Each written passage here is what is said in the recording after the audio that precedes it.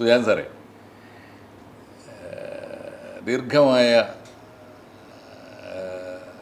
പത്രപ്രവർത്തന പാരമ്പര്യം, മാധ്യമരംഗത്തെ അനുഭവം, മലയാളത്തിലെ ബുദ്ധിജീവികളുമായുള്ള വളരെ വിശാലമായ ബന്ധം, മലയാളത്തിൻ്റെ ബൗദ്ധിക മണ്ഡലവുമായി ഒരു ആയുഷ്കാലത്തെ സൗഹൃദം, ഇതൊക്കെ വെച്ചുകൊണ്ട് എന്നെപ്പോലെ സാറിൻ്റെ അടുത്ത തലമുറയിൽ വരുന്നൊരു വായനക്കാരൻ എന്ന നിലയിൽ മലയാളിക്ക് ഇന്ന് കൗതുകമുള്ളൊരു ചോദ്യം ഒരു വിഷയം സാറുമായിട്ട് സംസാരിക്കണമെന്ന് വിചാരിക്കുന്നു. അത് നമ്മുടെ കുട്ടികൾക്കിപ്പോൾ ഗവേഷണം ഒരു അനിവാര്യ വിഷയമായിട്ട് മാറിയിട്ടുണ്ട്. പണ്ട് സാറിന് അറിയാമല്ലോ, ഇപ്പോൾ ഡോക്ടറേറ്റ് നേടുക എന്ന് പറഞ്ഞാൽ ഡോക്ടറേറ്റ് സമം പാണ്ഡിത്യമാണ്. എല്ലാവരും നേടിയിരിക്കേണ്ട ഒന്നല്ല, അത് അപൂർവമായി ഉള്ള ഒരു ദേശത്ത് നിന്ന് ഒരു ഡോക്ടർ എന്ന പോലെ ഒരു നാട്ടിൽ ഡോക്ടറേറ്റ് ഉള്ള ആളെന്ന് പറഞ്ഞാൽ അയാൾ മഹാപണ്ഡിതനായിരിക്കും, അയാൾ ആ വിഷയത്തിൻ്റെ അതോറിറ്റി ആയിരിക്കും, മാസ്റ്റർ ആയിരിക്കും. ഇപ്പോൾ സംഭവം എന്താണെന്ന് വെച്ചാൽ കുട്ടികൾക്ക് ഈ നെറ്റ് എടുക്കണോ ഡോക്ടറേറ്റ് എടുക്കണോ എന്നാ ചോദ്യം. നെറ്റ് കിട്ടാൻ കുറച്ച് പ്രയാസം, അതിനേക്കാൾ എളുപ്പമാണ് ഡോക്ടറേറ്റ്. അതാണ് അത് കുട്ടികളുടെ അതുകൊണ്ട് ഡോക്ടറേറ്റ് ഇപ്പോൾ ഉപജീവനത്തിൻ്റെ ഒരു മാർഗമായി മാറിയിട്ടുണ്ട്. അതുകൊണ്ട് തന്നെ ഈ ഡോക്ടറൽ തിസീസുകൾക്ക് ഒട്ടും വിലയില്ലാതായിട്ടുണ്ട്. അതിൻ്റെ കൂട്ടത്തിൽ നമ്മുടെ ഡോക്ടറൽ തിസീസുകളൊക്കെ വലിയ വിവാദങ്ങൾക്ക് വിധേയമാവുകയാണ്. തെറ്റുകളുടെ കൂമ്പാരം, രാഷ്ട്രീയമായ ദുസ്വാധീനം, മാത്രമല്ല ബന്ധുക്കളായ ഗൈഡുകൾ അല്ലെങ്കിൽ സ്വന്തക്കാരായ ഗൈഡുകൾ, അത്തരത്തിൽ ധാരാളം ആരോപണങ്ങൾ വന്നുകൊണ്ടിരിക്കുന്നുണ്ട് ഈ കാലത്ത്. അപ്പോൾ വളരെ പ്രശസ്തമായ ഒരുപാട് പേരുകൾ സാറിന് മുമ്പിലുണ്ടാവും. ഈ സമയത്ത് ഞാൻ സാറിനോട് ചോദിക്കുന്നൊരു കാര്യം, സാറിൻ്റെ സീനിയറായി പ്രവർത്തിച്ച ഞങ്ങൾക്കൊക്കെ വലിയ ആദരവുണ്ടായിരുന്ന മലയാളത്തിൻ്റെ കഥാകൃത്തും എഴുത്തുകാരനുമാണല്ലോ E V Sreedharan. E V ശ്രീധരേട്ടൻ എത്രയോ വർഷങ്ങൾക്ക് മുമ്പ്, എനിക്ക് തോന്നുന്നത് 40 കൊല്ലം മുമ്പെങ്കിലും ഈ വിഷയം എഴുതിയിട്ടുണ്ട്. നമ്മുടെ ഗവേഷണ പ്രബന്ധങ്ങളുടെ പാപ്പരത്വം അല്ലെങ്കിൽ അതിൻ്റെ അന്തസ്സാര ശൂന്യത, ഈ വിഷയത്തെക്കുറിച്ച് സാറിൻ്റെ നിരീക്ഷണങ്ങൾ ഒന്ന് നമുക്കിങ്ങനെ പറഞ്ഞു പോവാം. ഇ വി ശ്രീധരൻ്റെ പേര് മെൻഷൻ ചെയ്തുകൊണ്ട് ഞാൻ പറയാൻ ഉദ്ദേശിച്ചതിനേക്കാൾ കുറച്ചുകൂടെ പിന്നിലേക്ക് പോവുകയാണ്. ശ്രീധരൻ ഈ വിഷയം എഴുതാൻ തുടങ്ങുന്നതിന് മുമ്പ് ഞാനുമായിട്ട് സംസാരിച്ചിരുന്നു. അപ്പോൾ അന്ന് അദ്ദേഹം ഈ വിഷയം എടുക്കുമ്പോൾ അദ്ദേഹം പറഞ്ഞത്, നമുക്ക് കേരളത്തിൽ മത്സ്യങ്ങൾക്ക് രോഗം വന്നു, മത്സ്യങ്ങൾ പെട്ടെന്ന് ഈ ഒരു അൾസർ വന്നിട്ട് ഈ കടൽ കായൽ മത്സ്യങ്ങൾ ചത്തുപോകുന്നു. ഈ മത്സ്യരോഗം വ്യാപകമായി 80s വലിയൊരു പ്രശ്നമായിരുന്നു. അപ്പോൾ ഇതിന് ഒരു പ്രതിവിധിയില്ലേ എന്ന ചോദ്യം ആലോചിച്ചപ്പോഴാണ് ശ്രീധരൻ പറഞ്ഞത്, നമ്മുടെ കാർഷിക സർവകലാശാല എന്ത് ചെയ്യുന്നു? ഫിഷറീസ് അന്ന് സർവകലാശാല ആയിട്ടില്ല. അപ്പോൾ അവിടെയുള്ളവർ ആരും ഇതിനെപ്പറ്റി ഒരു അന്വേഷണം നടത്തുകയോ ഒരു ഡോക്ടറേറ്റ് അവരുടെ എന്തെങ്കിലും ഒരു ഗവേഷണ സൊല്യൂഷൻ ഇതിന് ഉണ്ടോ എന്ന അന്വേഷണം വന്നു. അങ്ങനെയാണ് ആ അന്വേഷണം ഈ വിഷയത്തിൽ തുടരാൻ പറ്റിയില്ലെങ്കിലും അത് കേരള യൂണിവേഴ്സിറ്റിയിലെ ഇതപര്യന്തമുള്ള ഗവേഷണ പ്രബന്ധങ്ങളിലേക്ക് പോയി. അപ്പോൾ അവിടെ യൂണിവേഴ്സിറ്റി ലൈബ്രറിയിൽ ഈ പ്രബന്ധം സമർപ്പിക്കപ്പെട്ടതിന് ശേഷം ആ പ്രബന്ധ രചയിതാവ് പോലും തിരിഞ്ഞു നോക്കാതെ പൊടിയണിഞ്ഞിരിക്കുകയാണ്. തീർച്ചയായിട്ടും അതൊരു പ്രധാനപ്പെട്ട വിഷയമാണ്. ഇതിങ്ങനെ അത് UGC നിന്ന് വലിയ ധനസഹായം കിട്ടി. ഇത് 3 വർഷം മിനിമം, അതിൽ 3 വർഷം മുതൽ 5 വർഷം വരെ അതിന് സ്കോളർഷിപ്പൊക്കെ കിട്ടി, ഫെലോഷിപ്പ് കൊടുത്താണ്. ഇപ്പോൾ അത് വലിയ തുകകളാണ്. അപ്പോൾ അങ്ങനെ നടത്തിയ ഈ പ്രബന്ധത്തിൻ്റെ പേരിലോ ഡോക്ടർമാരായിട്ട് ചമഞ്ഞു കിടക്കുന്നവരുടെ മുന്നിലെങ്ങാനും ചെന്ന് പെട്ടാൽ അവരുടെ വൈജ്ഞാനിക വ്യാപ്തി ആലോചിച്ചാൽ നമ്മൾ അന്തം വിട്ടു പോകും. ഇവരുടെ മുന്നിലേക്ക് നമ്മുടെ മകനെയോ മകളെയോ എങ്ങനെയാണ് പഠിക്കാനായിട്ട് അയക്കുന്നത് എന്ന് പോലും ന്യായമായ ചോദ്യമാണ്. ഒരു സാറ് പറഞ്ഞു വന്നപ്പോഴാണ് ഞാൻ ഓർക്കുന്നത്, ആയിരക്കണക്കിന് ഗവേഷണ പ്രബന്ധങ്ങൾ നമ്മുടെ യൂണിവേഴ്സിറ്റികളിലുണ്ട്. അത് ദീർഘമായ ഗവേഷണം ചെയ്ത് കഷ്ടപ്പെട്ട് കണ്ടെത്തിയ അതിൻ്റെ കർത്താക്കൾക്ക് പോലും അതൊരു പുസ്തകമായി പ്രസിദ്ധീകരിച്ച് മലയാളിക്ക് കൊടുക്കാനുള്ള ധൈര്യമില്ല മഹാഭൂരിപക്ഷം. പ്രശസ്തരായ പലരുടെയും ഗവേഷണ പ്രബന്ധങ്ങൾ ഇപ്പോഴും ഇറങ്ങിയിട്ടില്ല. ഇപ്പോഴും പുസ്തകം അവർ മറ്റു പലതും എഴുതിയിട്ടുണ്ട്, സ്വന്തം ഗവേഷണ പ്രബന്ധം പുസ്തകമായി ആളുകൾക്ക് കൊടുത്തിട്ടില്ല. പലരും കൊടുത്ത പുസ്തകങ്ങളുടെ കാര്യം പറയാതിരിക്കുകയാണ് ഭേദം. ഇതിനെപ്പറ്റി മലയാളത്തിലൊരു സാഹിത്യ വിമർശകൻ പറഞ്ഞൊരു തമാശയുണ്ട്. അദ്ദേഹത്തെ ഇന്ന് മാസികയുടെ പണമ്പൂർ രാജൻ ബാബു ഡോക്ടർ KP അപ്പൻ എന്ന് പറഞ്ഞ് സംബോധന ചെയ്തുകൊണ്ട് കത്തയച്ചു. അപ്പോൾ അപ്പോൾ അദ്ദേഹം തിരിച്ച് അയാൾക്ക് മറുപടി എഴുതിയത്, രാജൻ ബാബു വിചാരിക്കുന്നത് ഞാൻ മജീഷ്യനാണെന്നാണ്. എനിക്ക് doctorate doctor Bhagyanathan, professor Sathyanathan എന്നൊക്കെ പറയുന്ന പോലെ.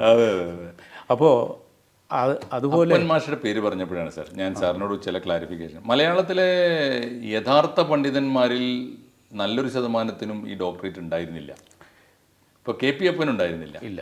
MN വിജയൻ മാഷക്ക് ഉണ്ടായിരുന്നില്ല. മലയാളത്തിൽ ഒരുപാട് പേർക്ക്, അഴീക്കോട് മാഷക്ക് ഉള്ള പ്രബന്ധത്തിൻ്റെ സ്ഥിതി എന്താണ്? അഴീക്കോടിൻ്റെ പ്രബന്ധം കേരളത്തിൽ മലയാളത്തിലെ സാഹിത്യ വിമർശനത്തിൻ്റെ ചരിത്രം അതെ ആണ്. അദ്ദേഹത്തിൻ്റെ ഗൈഡിനെയാണ് അതിൽ പ്രശംസിക്കാൻ അദ്ദേഹം കൂടുതൽ പേജുകൾ ഉപയോഗിക്കും. ഗൈഡിനെ പ്രശംസിക്കുന്നതാണ് പ്രധാനപ്പെട്ട ഗവേഷണം. അതിനെ അതിശക്തമായി അപഗ്രഥിച്ചുകൊണ്ട് നമ്മൾ കൊല വിളിച്ചു എന്നൊക്കെ പറയത്തില്ലേ, ആ തരത്തിൽ ഒരു ഖണ്ഡന വിമർശനം KP അപ്പൻ തന്നെ അപ്പം മാഷ നടത്തിയിട്ടുണ്ട്. ഗവേഷണം എന്ന ചീട്ടുകൊട്ടാരം എന്നാണ് അതിൻ്റെ. കേസരിക്ക് ഡോക്ടറേറ്റ് ഉണ്ടായിട്ടില്ല. ഇല്ല ഗവേഷണം ഇത് ഒരു നല്ല പണ്ഡിതന്മാർ ഈ ഗവേഷണം എന്ന് പറയുന്ന KP നാരായണ പിഷാരടിക്ക് ഡോക്ടറേറ്റ് ഉണ്ടായിട്ടില്ല. ഇല്ല എഴുത്തച്ഛൻ KN എഴുത്തച്ഛൻ സാറിന് ഉണ്ടായിരുന്നു അല്ലേ? എനിക്ക് തോന്നുന്നു അപൂർവം പേർക്ക് ഒരു അലങ്കാരം പോലെ ഉണ്ടായിരുന്നു എന്നുള്ളത് ഒഴിച്ചാൽ യഥാർത്ഥ പണ്ഡിതന്മാർക്കൊന്നും ഇത് ഉണ്ടായിരുന്നില്ല. ഈ കോളേജിൽ കയറിയവർക്ക് ഈ ഡോക്ടറേറ്റിന് ഒരു ഗുണമുണ്ട്, അവർക്ക് 3 ഇൻക്രിമെൻറ്റ് കിട്ടുമായിരുന്നു UGC. അതിനാണ് ഈ സാധനം തട്ടിക്കൂട്ടി. അപ്പോൾ ഒരു കാലത്ത് ഈ ഗവേഷണ പ്രബന്ധം ഉണ്ടാക്കാനായിട്ട് ഓടി നടക്കുന്ന ഒരു അവസ്ഥയുണ്ടായിരുന്നു. അപ്പോൾ ഈ സമയത്ത് ഞാനിവിടെ ലേഖകനായിരിക്കുന്ന, കേരളകൗമുദിയുടെ ലേഖകനായിരിക്കുന്ന സമയത്ത് ഇവിടെ കൊച്ചിയിൽ. അപ്പോൾ ഈ ഗവേഷണം എഴുതി കൊടുക്കുന്ന ഒരു സുഹൃത്ത്, ഒരു പത്രപ്രവർത്തക സുഹൃത്തും ഉണ്ടായിരുന്നു. അപ്പോൾ അദ്ദേഹം ആർക്കാണ് ഈ പ്രബന്ധം എഴുതി കൊടുക്കുന്നത്, ഒരുപക്ഷെ ഗവേഷണം ചെയ്യാനുള്ള വൈജ്ഞാനികമായ അനുഭവങ്ങളൊക്കെ ഉണ്ടെങ്കിലും അത് ആംഗലേയ ഭാഷയിൽ ആവിഷ്കരിക്കാനുള്ള ശേഷിയില്ലാത്തത് കൊണ്ടൊരു സഹായമായിരിക്കും എന്ന് വിചാരിച്ച് നമ്മളതിനെ അങ്ങ് ഇഗ്നോർ ചെയ്യാൻ തുടങ്ങി. പക്ഷേ ഇയാളുടെ ഉപജീവന മാർഗം ഗവേഷണ പ്രബന്ധം എഴുതി കൊടുക്കുന്നതാണെന്ന് വരികയും അതിനയാൾ വാങ്ങുന്ന തുക ഓർത്തപ്പോൾ എനിക്ക് വലിയ സങ്കടം തോന്നുകയും ചെയ്തു. ഒരു കുപ്പി സ്കോച്ച് വിസ്കിയും ഒരു ചെറിയ എമൗണ്ടും ഉണ്ടെങ്കിൽ അയാൾ ഒരു പ്രബന്ധം എഴുതി കൊടുക്കും. ആർക്കും ഡോക്ടറാവാം. ഇതിൻ്റെ വേറൊരു ഗതികേട് ആലോചിച്ച് നോക്കൂ സാർ. ഈ ഡോക്ടറായി പിന്നീട് പുറത്തിറങ്ങി വലിയ വലിയ സനതുമായി നമ്മൾ കാണുന്ന ഈ മഹാപണ്ഡിതൻ സ്വന്തം റിസർച്ച് തിസീസ് ഇംഗ്ലീഷിൽ നല്ല ഭാഷയിൽ എഴുതാൻ പോലും അറിയാത്ത പാമരനാണെന്നാണ് അതിൻ്റെ അർത്ഥം. അതെ. അവനെയാണ് നമ്മൾ ഈ ഡോക്ടർ എന്ന് വിളിക്കുന്നത്. അത് ഈ ഗവേഷകന്മാർക്കിടയിൽ തന്നെ ഒരു തമാശയുണ്ട്. ഒരു പുസ്തകത്തിൽ നിന്ന് കോപ്പി അടിച്ചാൽ അത് പ്ലേഗറിസമാവും. അതെ. അത് 5 or 6 പുസ്തകത്തിൽ നിന്ന് എടുത്താൽ അത് ഗവേഷണമാവും. ഇതാണ് ഗവേഷണത്തെ കുറിച്ച്. ഇപ്പോൾ അതിനൊരു മാനദണ്ഡമൊക്കെ വെച്ചിട്ടുണ്ട് തോന്നുന്നില്ല. മിക്ക ഈ കോപ്പി അടി ഒരു വലിയ പ്രധാനപ്പെട്ട വിഷയമായി വന്നു. ഏറ്റവും ഒടുവിൽ ഇപ്പോൾ അത് ഒരുപാട് പേരെ കുറിച്ച് വന്നല്ലോ. ആണ്, നമ്മുടെ അറിയപ്പെടുന്ന പല പണ്ഡിതന്മാരെ കുറിച്ചും ഈ ആക്ഷേപം വന്നു. അതെ, കോപ്പി അടി. തൃശ്ശൂരിൽ നിന്നുള്ള സാഹിത്യ വിമർശനം എന്ന മാസികയ്ക്കകത്ത് അദ്ദേഹം വളരെ ബോൾഡായിട്ട് പല കാര്യങ്ങളും പ്രസിദ്ധീകരിക്കുന്നു. അതിൻ്റെ എഡിറ്റർ ആനന്ദൻ പിള്ള ഈ ഗവേഷണം, അത് പ്രത്യേകിച്ചും കാലടി യൂണിവേഴ്സിറ്റിയിലെ ഒരു ഗവേഷണത്തെ കുറിച്ച് തുടർ ലേഖനം കൊടുത്തു. അതിൻ്റെ അപകരണം ഒറിജിനൽ എവിടെയാണ്, ഇദ്ദേഹം എഴുതിയത് എന്താണ്, താരതമ്യം പഠനമായിരുന്നു. ശരി, അത് വലിയ കൊള്ളൊക്കെ ഉണ്ടാക്കി വായനക്കാർക്കിടയിൽ. ഇന്നുവരെയും ആ പണ്ഡിതൻ പ്രതികരിച്ചിട്ടില്ല. ചില്ലറക്കാരനല്ല താനും പണ്ഡിതൻ. എല്ലാ ദിവസവും വൈകുന്നേരം വേദികൾ നിറഞ്ഞ് അല്ല, ധർമ്മപുത്രർക്ക് ധർമ്മമില്ല എന്ന് പ്രസംഗിക്കുന്ന ആളാണ്. തീർച്ചയായിട്ടും ഇതൊക്കെ ഒരു വല്ലാത്ത തമാശയെന്ന് തോന്നുന്നു. പിന്നെ സാർ ഇതിൽ വേറൊരു പ്രധാനപ്പെട്ട കാര്യം, ഇത്ര തന്നെ ഇപ്പോൾ ഇതിനകത്തെ രാഷ്ട്രീയ കക്ഷിപരമായ അധികാരത്തിൻ്റെതായ ഇടപെടലുകൾ. ഇപ്പോൾ കാലടി യൂണിവേഴ്സിറ്റിയിൽ നിന്ന് തന്നെ ഞാൻ കേട്ടൊരു കാര്യം, അവിടെ പത്രങ്ങൾ ഇപ്പോൾ വന്നതുമാണ്, വാർത്ത വന്നു, നമ്മൾ മൂടി വെക്കേണ്ട കാര്യമൊന്നുമില്ല. അവിടെ ഡോക്ടറേറ്റ് ഇല്ലാതെ പാർട്ടി കത്ത് പ്രകാരം നിയമനം നേടുന്നു. ഡോക്ടറേറ്റ് ആവശ്യമുള്ള പോസ്റ്റിലേക്ക് ഡോക്ടറേറ്റ് ഇല്ലാതെ നിയമനം നേടുന്നു. എന്നിട്ട് അവിടുത്തെ തന്നെ ഒരു പ്രൊഫസറോ പ്രിൻസിപ്പലോ ഗൈഡായിട്ട് അവിടെ കയറി കഴിഞ്ഞിട്ട് ഗവേഷണം തുടങ്ങുന്നു. എന്നിട്ട് ഈ പ്രബന്ധം മേൽക്കമ്മിറ്റിക്ക് അയച്ചപ്പോൾ യോഗ്യതയില്ല എന്ന് പറഞ്ഞ് തിരിച്ചയക്കുന്നു. ഇദ്ദേഹത്തിന് ഡോക്ടറേറ്റ് കൊടുക്കാത്തതിൻ്റെ പേരിൽ പിന്നെ അവിടെ വിദ്യാർത്ഥി സംഘടന സമരം തുടങ്ങി. ഇതൊക്കെ ഉണ്ടായതാണല്ലോ അല്ലേ? ഏത് കാലത്താണ് ജീവിക്കുന്നത്? എന്നിട്ട് ഇവർ ധർമ്മത്തെക്കുറിച്ച് ഇവർ തന്നെ സംസാരിക്കുകയും ചെയ്യും. എന്നിട്ട് അവസാനം നിവൃത്തിയില്ലാതെ ഇദ്ദേഹത്തിന് അതേ യൂണിവേഴ്സിറ്റി അതേ ഗൈഡ് വെച്ച് അതേ ഗവൺമെൻറ്റിൻ്റെ കാലത്ത് ഡോക്ടറേറ്റ് കൊടുക്കുന്നു. ആ ഡോക്ടറേറ്റിൻ്റെ ബലത്തിൽ അദ്ദേഹത്തിൻ്റെ മേൽവിലാസമായി മാറുന്നു. അദ്ദേഹം പഠിക്കുകയോ എഴുതുകയോ ചെയ്യുന്നുണ്ടെങ്കിൽ അത് വേറെ ഒന്ന്. പക്ഷെ ഡോക്ടറേറ്റ് കിട്ടാനും ഈ പറയുന്ന ഉത്തരവാദപ്പെട്ട അക്കാഡമിക് പദവികളിൽ ഇരിക്കാനും ഒക്കെ ഇത്തരത്തിലുള്ള തട്ടിപ്പുകളൊക്കെ വിനിയോഗിക്കുന്നു. ഒന്ന്. വേറൊന്ന്, ഇപ്പോൾ അടുത്ത കാലത്ത് വാഴക്കുലയുടെ കർത്താവ് ആരാണെന്ന് പോലും അറിയാത്ത വൈലോപ്പിള്ളി, ചങ്ങമ്പുഴയുടെ കവിത വൈലോപ്പിള്ളിയുടേതാണെന്ന് പറയാൻ പ്രബന്ധത്തിന് ഡോക്ടറേറ്റ് കൊടുത്തു. അത് ഇംഗ്ലീഷ് സാഹിത്യത്തിൽ, അതും ഇംഗ്ലീഷ് സാഹിത്യത്തിലാണ് കൊടുക്കുന്നത്. ഒന്ന്. വേറൊന്ന്, അവരുടെ ഇംഗ്ലീഷ് കേട്ടാൽ ഇത് ഏത് ഇംഗ്ലീഷാണെന്ന്. അങ്ങനെയുള്ള വനിതാ നേതാക്കന്മാർ, അവർക്ക് വലിയ വേദികൾ, പദവികൾ. അതെ അതെ. ഇത് ഇങ്ങനെ പോയാൽ നമ്മുടെ കുട്ടികൾക്ക് റിസർച്ച് എന്ന് പറയുന്ന ഒരു സംവിധാനം, ഇത് ഉപജീവനത്തിനുള്ള ഒരു മാർഗം. ഇപ്പം നമ്മൾ പരീക്ഷയ്ക്ക് കോപ്പി അടിക്കുന്നത് പോലെ അത്ര അനായാസമായി അയത്നലളിതമായി കോപ്പിയടിച്ചുണ്ടാക്കുന്ന ഒരു തട്ടിക്കൂട്ട് സാധനത്തിന്, അതും ഇപ്പോൾ നമ്മൾ റെക്കോർഡ് എഴുതാൻ, സാറ് സയൻസാണോ എടുത്തത്? ഞാൻ സയൻസാണ് ഇപ്പോൾ പഠിച്ചിരുന്നത്. അന്നെന്താ ഫിസിക്സ് ആണ്. അപ്പോൾ റെക്കോർഡ് ബുക്ക് വരയ്ക്കാൻ വേണ്ടി കോളേജിന് പരിസരത്ത് കുറേ ഏജന്റുമാരുണ്ടാവും, അറിയാമല്ലോ സാറിന്. അത് വേറൊന്നുമല്ല, നമുക്ക് നന്നായി വരയ്ക്കാൻ അറിയാത്ത കുഴപ്പമുണ്ടാവുള്ളൂ, തിയറിയൊക്കെ നമ്മൾ പഠിച്ചിട്ടുണ്ടാവും. അത് കരാറ് കൊടുക്കുന്നത് പോലെ ഡോക്ടറൽ തിസീസ് കരാറ് കൊടുക്കുക. ഇതിനെന്താവും സാർ? നമുക്കിപ്പോൾ ഇങ്ങനെ പോയാൽ ഈ ഒരു സംവിധാനത്തെ കുറ്റമറ്റതാക്കാൻ ഇപ്പോൾ അല്ല, കേരളത്തിലെ ഇതപര്യന്തമുള്ള എല്ലാ ഗവേഷണ പ്രബന്ധത്തെയും കുറിച്ച് ഒരു അന്വേഷണം അത്യാവശ്യമാണ്. അങ്ങനെ പഠനം നടന്നിട്ടില്ലേ? ഇല്ല, ഇതുവരെ നടക്കേണ്ടതുണ്ട്. ശരി, വളരെ അത്യാവശ്യം. ഇപ്പം ഞാൻ ശ്രദ്ധിച്ചൊരു കാര്യം, ഞാനിപ്പോൾ ചെറിയ പേര് പറയും. ഇപ്പോൾ മലയാളത്തിലെ വലിയ എഴുത്തുകാരനായ ഒരാൾ, അദ്ദേഹം ഒരുപാട് പുസ്തകങ്ങളൊക്കെ എഴുതിയിട്ടുണ്ട്, പ്രഭാഷകൻ, സാംസ്കാരിക നായകൻ ഒക്കെയാണ്. അദ്ദേഹത്തിൻ്റെ ഡോക്ടറൽ തിസീസ് എന്താണെന്ന് എനിക്കറിയാം. എങ്ങനെയാണ് അദ്ദേഹം ഉണ്ടാക്കിയെടുത്തതെന്ന് എനിക്കറിയാം. ഞങ്ങളുടെ നാട്ടിൽ പറഞ്ഞ പോലെ ഒരു ബീഡി വാങ്ങിച്ചു, ഒരു കെട്ട് ബീഡി വാങ്ങിച്ചു കൊടുത്താൽ മാപ്പിളപ്പാട്ട് മുഴുവൻ വ്യാഖ്യാനിച്ചു കൊടുത്തിരുന്ന ഒരു സാധു മനുഷ്യനുണ്ട്. അദ്ദേഹം മരിച്ചുപോയി. അദ്ദേഹത്തിൻ്റെ ഉമ്മറത്ത് ചെന്നിരുന്ന് അദ്ദേഹത്തിന് ഒരു കെട്ട് ബീഡിയും വാങ്ങിച്ചു കൊടുത്ത് അദ്ദേഹം പറഞ്ഞു കൊടുത്തത് പകർത്തി എഴുതിയാൽ ഡോക്ടറേറ്റ് ആയി. ആ സാധു മനുഷ്യൻ ഡോക്ടറേറ്റിനെ കുറിച്ചൊന്നും ആലോചിച്ചിട്ടില്ല. ഇത് അങ്ങനെ പറയുന്ന ആള് മറ്റു പുസ്തകങ്ങളും ഒക്കെ പ്രസിദ്ധീകരിക്കുമെങ്കിൽ ഈ പുസ്തകം പ്രസിദ്ധീകരിക്കില്ല. ഡോക്ടറേറ്റ് എന്നുള്ള ഒരു അലങ്കാരം ഉപയോഗിക്കുകയും ചെയ്യും. ഇങ്ങനെ ഒരുപാട് പേര് മലയാളത്തിലുണ്ട് സാർ. തീർച്ചയായിട്ടും ഈ ഒരു മേഖലയിൽ ഒരു പഠനം ആവശ്യമുണ്ട്, അല്ലേ? തീർച്ചയായിട്ടും. നമ്മൾ നേരത്തെ യശസ്വരനായ അഴീക്കോടിനെ കുറിച്ച് പറഞ്ഞു. അഴീക്കോടിൻ്റെ ഗവേഷണ പ്രബന്ധം മോശമാണെങ്കിലും അദ്ദേഹത്തിൻ്റെ മറ്റ് സംഭാവനകളുണ്ട്. മറ്റ് സംഭാവനകൾ നമ്മൾ ഒട്ടും കുറച്ച് കാണുന്നില്ല. അതിനെ വെച്ചുകൊണ്ട് അദ്ദേഹത്തിന് ഒരു ഡോക്ടറേറ്റ്, ഓണററി ഡോക്ടറേറ്റ് കൊടുക്കാമായിരുന്നു യൂണിവേഴ്സിറ്റി. അതായിരുന്നു നന്നായിരുന്നത്. ഈ സാധനം വെച്ച് അദ്ദേഹത്തെ അവമാനിക്കേണ്ടിയിരുന്നില്ല. ഇതായിരുന്നു നല്ലത്. അത് എനിക്ക് തോന്നുന്നു ഇത്തരം ആളുകൾ ഇപ്പോൾ മരിച്ചുപോയി എന്നതുകൊണ്ട് ഒരാളെ നമ്മൾ വെളുപ്പിച്ചെടുക്കാൻ പറ്റില്ല. ഇല്ല, ചരിത്രത്തിൻ്റെ മുന്നിൽ ഇവർ ഉത്തരം നൽകേണ്ടതുണ്ട്. കുറ്റം ഞാൻ പറയുന്നത് ഇപ്പോൾ ലൈം ലൈറ്റിൽ നിറഞ്ഞു നിൽക്കുന്ന ഇപ്പോൾ ജീവിച്ചിരിക്കുന്നവരായാലും ചരിത്രത്തിൽ സ്വാധീനം ചെലുത്തിയ മരിച്ചുപോയവരായാലും അവരെ ഇങ്ങനെ ഒരു അക്കാഡമിക് മാനദണ്ഡം വെച്ച് വിചാരണ ചെയ്യേണ്ടതുണ്ട്. ഇത് മൊത്തത്തിലുള്ള നമ്മുടെ സർവകലാശാലകളുടെ എല്ലാം ഒരു ഡീജനറേഷനാണ് കാണിക്കുന്നത്. നമ്മൾക്ക് കെമിസ്ട്രിക്ക് ഒരു ഇന്ത്യക്കാരന് നോബൽ പ്രൈസ് കിട്ടി. അമേരിക്കയിൽ നിന്ന് ഇംഗ്ലണ്ടിൽ പോയി ഗവേഷണം നടത്തി തഞ്ചാവൂരുകാരനായ വെങ്കടേഷ് രാമകൃഷ്ണൻ നോബൽ പ്രൈസ് കിട്ടി. അദ്ദേഹത്തിന് തമിഴ്നാട്ടിലെ വലിയ സ്വീകരണം കൊടുത്തു. അണ്ണാ യൂണിവേഴ്സിറ്റി ഡിലീറ്റ് കൊടുത്തു. അതേ സമയത്ത് അദ്ദേഹത്തെ കേരളത്തിൽ ഒരു പ്രഭാഷണത്തിന് പോലും ഒരു സർവകലാശാല, ഇവിടുത്തെ ഇതുവരെ ക്ഷണിച്ചിട്ടില്ല, ശാസ്ത്ര സാങ്കേതിക സർവകലാശാല പോലും വിളിച്ചിട്ടില്ല. അദ്ദേഹത്തിന് അണ്ണാ യൂണിവേഴ്സിറ്റി ഡിലീറ്റ് കൊടുത്ത അതേ മാസം കേരളത്തിലെ ഒരു സർവകലാശാല ഒരാൾക്ക് ഡിലീറ്റ് കൊടുത്തു. അത് മമ്മൂട്ടിക്കാണ്, സിനിമാ നടനാണ്. കോട്ടയം യൂണിവേഴ്സിറ്റി. ഈ ഡിലീറ്റിൻ്റെ ഒക്കെ ഒരു മാനദണ്ഡം എന്താണല്ലേ? അത് തീർച്ചയായിട്ടും ആലോചിക്കേണ്ടതാണ്. അല്ല സാർ, ഇപ്പോൾ പറഞ്ഞു വന്നപ്പോഴാണ് ഞാൻ ചോദിച്ചത്.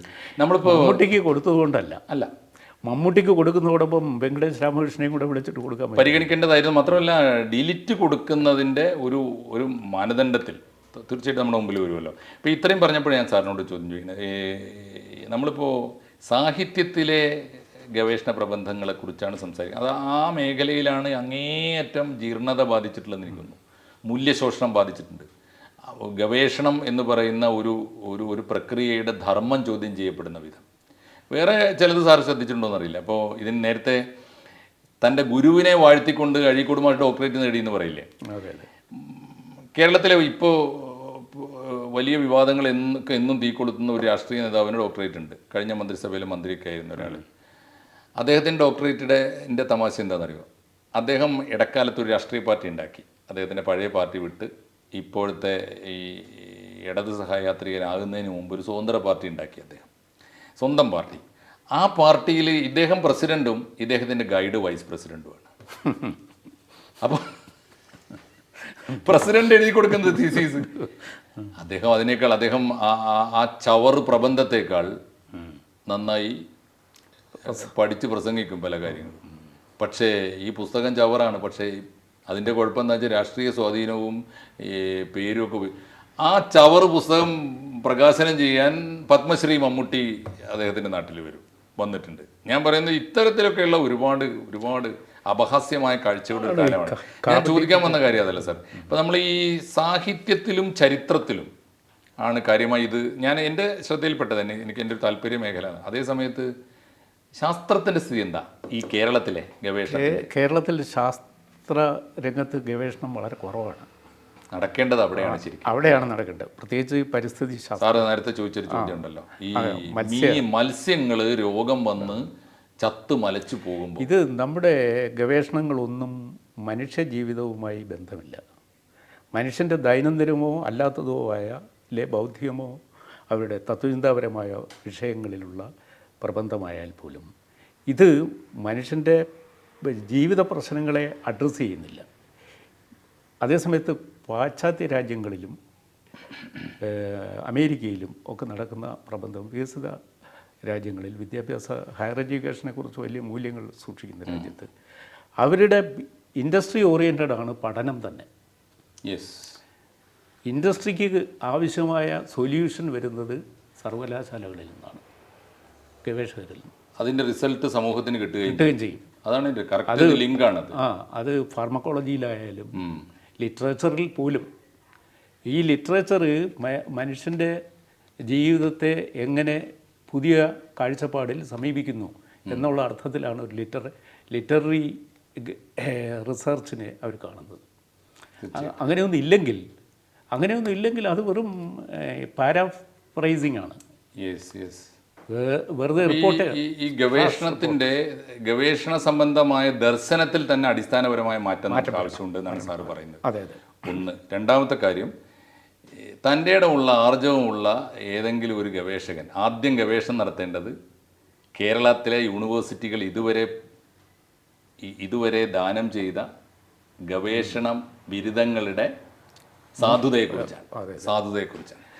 സാധുതയും ഓരോ പ്രബന്ധത്തിൻ്റെയും മൂല്യവും ഉപയോഗവും വിലയിരുത്തി അത് എന്ത് പ്രയോജനമുണ്ടായി, ഇവരെന്ത് കണ്ടെത്തി, എന്ത് സമൂഹത്തിന് കൊടുത്തു, അവിടെ നിന്ന് നമ്മുടെ സമൂഹം അതുപയോഗിച്ച് എന്തെങ്കിലും ഒരു ഇഞ്ച് മുന്നോട്ട് പോകാൻ സാധിച്ചിട്ടുണ്ടോ? ഈ വിഷയം മലയാളത്തിലെ ഭയങ്കര വേസ്റ്റാണ്, നാഷണൽ വേസ്റ്റാണ്. തീർച്ചയായിട്ടും വളരെ പ്രധാനപ്പെട്ട ഒരു വാക്കാണ് സാറ് പറഞ്ഞത്.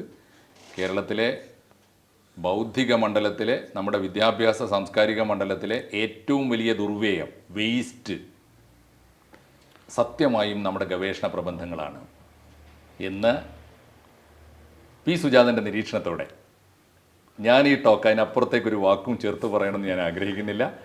ആർജവമുള്ള ആരെങ്കിലും ഈ മാലിന്യങ്ങളുടെ ദുർഗന്ധം ഗവേഷണം നടത്തി കണ്ടെത്തട്ടെ, മലയാളത്തോട് പറയട്ടെ. നമസ്കാരം സാർ. കൂടുതൽ വാർത്തകളും വിശേഷങ്ങളും നിങ്ങളിലേക്ക് എത്താൻ ABC മലയാളം സബ്സ്ക്രൈബ് ചെയ്യുക, ബെൽ ബട്ടണും അമർത്തുക.